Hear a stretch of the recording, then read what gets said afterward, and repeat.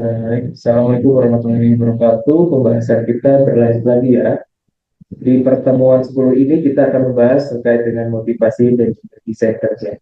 Banyak anggota organisasi yang sudah termotivasi, punya motivasi tinggi, tapi tidak bisa menyelesaikan pekerjaan.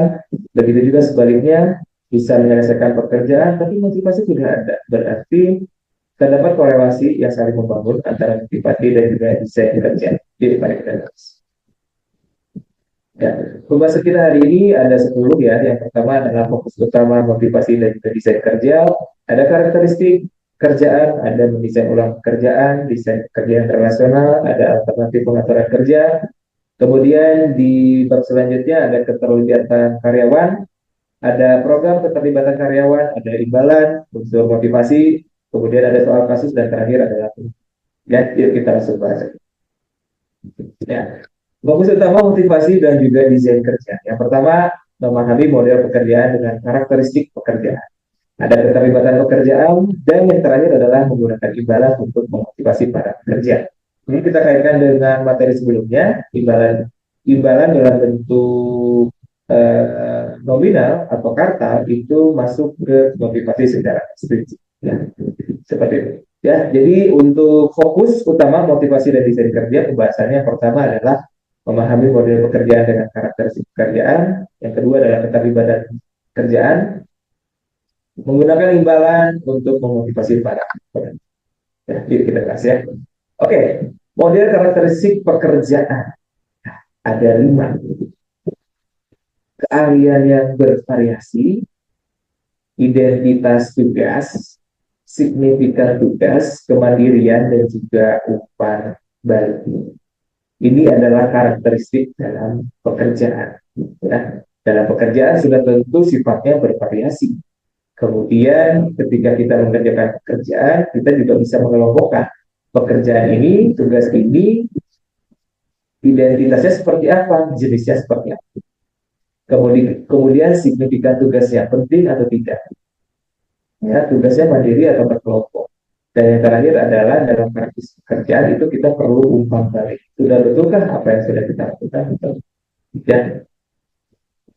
Baik, ada pertanyaan di sini. Bagaimana ya pekerjaan itu dapat didesain ulang? Jadi pekerjaan yang sudah dibebankan, yang sudah didesain sedemikian rupa, itu sifatnya tidak pasti akan disesuaikan dengan kebutuhan divisinya masing-masing, kebutuhan organisasi. Kan untuk bisa mengatur itu semua, ya, mengatur ulang itu semua, itu perlu kita desain. Bagaimana caranya? Nah, caranya yang pertama ada rotasi pekerja. Yang kedua ada yang namanya pengayaan pekerja. Kalau kita lihat lebih jauh, ya, rotasi pekerjaan itu disebut juga pelatihan silang. Berbicara pelatihan silang, maka tempat kerja kita atau bagian apa yang kita kerjakan itu akan berbeda dengan yang biasanya kita kerjakan. Makanya di situ ada kata silang. Ya, kemudian melakukan praktik ya dengan pergantian seorang karyawan secara periodik dari tugas satu ke tugas yang lainnya. Artinya desain kerjanya ini berbeda. Maka ini dinamakan sebagai rotasi pekerja. Ini menjadi tantangan tersendiri. Makanya kenapa dalam melakukan pekerjaan seperti ini perlu adaptasi. Ya. Adaptasi bentuk penyesuaian, maka salah satu bahan bakarnya untuk kita mau membuka diri ya dan ingin untuk beradaptasi terkait dengan sesuatu hal yang baru, maka bahan bakar yang perlu kita punya, setidaknya kita punya yang namanya motivasi kerja. Motivasi kerja ini adalah salah satu bentuk bagaimana ya kita untuk bisa menyelesaikan pekerjaan. Ya. Kemudian juga muncul yang namanya pengayaan pekerja.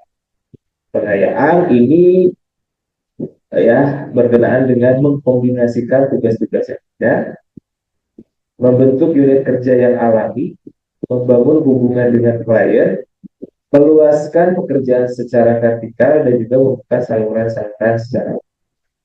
Hal ini didasari bahwa sebetulnya setiap pekerjaan itu perlu pemahaman ya, kemudian perlu tujuan, kenapa kita harus menyelesaikan pekerjaan ini. Nah, dari situ kita perlu yang namanya pengayaan. Dari pengayaan ini kita bisa melakukan yang namanya kombinasi tugas-tugas, membentuk unit kerja, berhubungan dengan klien, meluaskan pekerjaan secara vertikal, dan juga membuka saluran secara horizontal. Nah, kemudian kalau tadi kita berbicara terkait dengan karakteristik jenis pekerjaan, kita kemudian bahas berkenaan dengan desain pekerjaan ya. Ya, jadi berbicara terkait dengan desain pekerjaan, ini adalah merancang ulang pekerjaan atas dasar teori karakteristik pekerjaan yang cenderung membuat pekerjaan menjadi lebih memotivasi orang secara intrinsik. Lebih banyak desain kontemporer yang menitikberatkan pada bagian yang membuat pekerjaan menjadi lebih proporsional dalam motivasi orang. Artinya, desain kerja ini itu disesuaikan dengan kemampuan setiap individu. Desain kerja ini disesuaikan dengan minat dari setiap individu. Jadi, desain ini adalah bentuk ya pengayaan atau pengatur ulang bagaimana akhirnya pekerjaan yang ada disesuaikan dengan kompetensi dari seorang pegawai. Ketika pegawai bisa melaksanakan pekerjaan itu, maka akan memotivasi pekerja itu atau pegawai untuk bisa menyelesaikan pekerjaannya. Ketika seseorang tidak mampu untuk menyelesaikan pekerjaan itu, maka motivasinya menjadi berkurang atau bahkan tidak ada karena merasa tidak mampu untuk menyelesaikan pekerjaan itu. Tapi ketika pekerja itu bisa menyelesaikan, dianggap bisa menyelesaikan pekerjaan itu, dan dirasa mampu untuk menyelesaikan pekerjaan itu, maka muncul motivasi untuk menyelesaikan pekerjaan hal tersebut. Maka di sini perlu yang namanya desain kerja. Jadi merancang pekerjaan disesuaikan dengan kemampuan dari setiap individu. Hal ini adalah bentuk dasar dari keyakinan setiap individu ya untuk bisa menyelesaikan pekerjaan. Ya, sehingga memudahkan setiap pegawai untuk menyelesaikan setiap pekerjaan. Dan ini perlu untuk didesain disesuaikan dengan tepat. Ya, seperti itu. Nah, kalau berbicara terkait dengan pengaturan, ya, jadi ketika kita bekerja dimanapun, ya, ada alternatif ya terkait dengan pekerjaan. Yang pertama adalah waktu yang fleksibel, ada pembagian kerja dan juga bekerja jarak jauh atau remote. Berbicara terkait dengan fleksibel, nah sudah tentu ya memberi karyawan keleluasaan atas kapan mereka tiba di tempat kerja dan kapan pulang. Ya, jadi ini diberikan keleluasaan. Jadi waktu yang fleksibel. Kemudian bekerja dalam jumlah waktu tertentu, tetapi bebas mengubah jam kerja dalam batas waktu tertentu. Ini alternatif pekerjaan sifatnya output ya. Jadi yang dilihat adalah output ya. Jadi jamnya terserah bebas gitu ya. Mau jam berapapun yang penting outputnya telah tercatat. Kemudian ada pembagian kerja.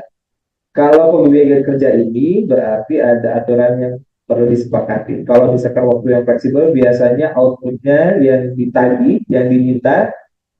Kemudian ketika berbicara terkait dengan pembagian kerja, ini memungkinkan dua individu atau lebih untuk membagi suatu pekerjaan. Pekerjaan pernikahan secara tradisional. Ini kita kenal dengan bahasa 9 to 5, ya. 40 jam per minggu. Memungkinkan organisasi menggunakan bakat dari lebih dari seorang individu untuk melakukan pekerjaan. Jadi ini adalah sifatnya pembagian kerja, namun jam waktunya disesuaikan dengan aturan yang ada di dalam suatu perusahaan. Kalau ini bekerja jarak jauh, ini sifatnya virtual. Ya, kemudian kita bahas keterlibatan karyawan. Jadi keterlibatan ini adalah sebuah proses partisipatif yang menggunakan masukan karyawan ya untuk meningkatkan komitmen karyawan. Nah, ini biasa ya salah satu hal yang perlu dibuat oleh seorang pemimpin sehingga ada rasa partisipasi. Kemudian dalam keterlibatan karyawan ada yang sifatnya partisipatif manajemen, ada representatif participation. Jadi berbicara partisipatif manajemen ini merupakan suatu proses di mana para bawahan berbagi derajat kekuasaan dalam pengambilan keputusan yang atasan langsung signifikan.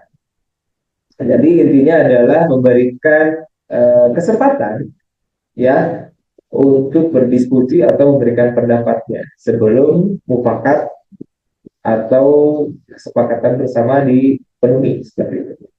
Kalau representatif ini merupakan pengambilan keputusan melalui organisasi kelompok kecil. Ya, ini merupakan salah satu sistem yang berperan dalam pengambilan.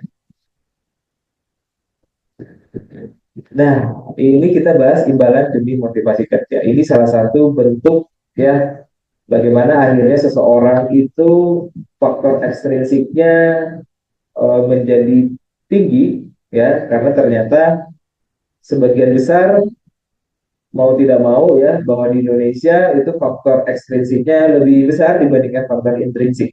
Karena memang ekstrinsik ini salah satunya untuk memenuhi kebutuhan. Kalau kita lihat tadi di hierarki Maslow yang kebutuhan ya teori hierarki itu disesuaikan dengan kebutuhan. Ada fisiologi, ada rasa aman, ada sosial ya itu merupakan kebutuhan yang paling besar. Makanya untuk bisa memenuhi hal tersebut perlulah yang namanya imbalan. Imbalan masuk ke dalam aspek ekstrinsik. Ya. Jadi ternyata imbalan ini juga positif ya. Banyak hal-hal positif yang bisa kita ambil. Ternyata imbalan ini bisa memotivasi pekerja yang nantinya akan ada peningkatan kinerja, pekerjaan menjadi semangat, menjalani pekerjaannya semangat, pencapaian kerja lebih lebih tertarget, adaptasi kerja baru juga dicoba, akhirnya mau mencoba dan bisa untuk beradaptasi dengan pekerjaan yang baru. Ya, seperti itu. Ya, baik, terima kasih banyak ya teman-teman terkait dengan bahasan kita hari ini terkait dengan motivasi dan juga desain kerja. Intinya adalah bahwa sebetulnya ketika seseorang dapat termotivasi ya kemudian juga bisa menyelesaikan atau melaksanakan pekerjaannya maka itu akan membantu organisasi untuk bisa mencapai tujuan organisasi. Nah, pertanyaannya adalah ketika seseorang sudah termotivasi kemudian tidak bisa menyelesaikan pekerjaannya perlu dipertanyakan apa yang harus dilakukan. Ternyata yang harus dilakukan adalah mendesain pekerjaan ya, berarti desain pekerjaan ini disesuaikan proporsinya sehingga para anggota organisasi bisa menyelesaikan pekerjaan tersebut. Ketika sudah bisa menyelesaikan pekerjaan tersebut, maka muncul motivasi untuk menyelesaikan pekerjaan tersebut sesuai dengan waktunya. Makanya ketika terkait dengan pekerjaan, ya perlu didesain sesuai dengan minat bakat dan kemampuan seseorang ya. Terima kasih ya, silakan dikomentari terkait dengan motivasi dan desain kerja. Pertanyaannya mudah. Seberapa pentingkah desain kerja dalam melakukan aktivitas organisasi? Ya, terima kasih banyak. Kita ketemu lagi di pertemuan selanjutnya.